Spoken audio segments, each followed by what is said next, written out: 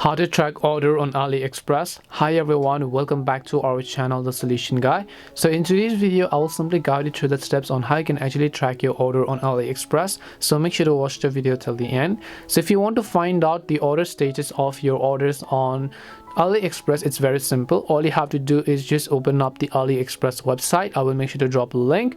Then make sure to sign into your account. Then again, just click on the account icon from the top right hand side, and then you want to simply navigate to my orders. So here, and then once you navigate to my orders, you'll be able to find all of the orders you've made. You'll be able to see the unpaid orders, the processing orders, the shipped orders, or the completed orders. If you'd like to view the tracking status of your order, all you have to do is just go ahead and click on the track order right next to that specific order in order to be able to track that specific order. And that is it on how you can track your orders on AliExpress. We hope the video was really helpful, and if it did help you, then make sure to leave a like and subscribe to the channel. If you have got any more questions, feel free to leave them down.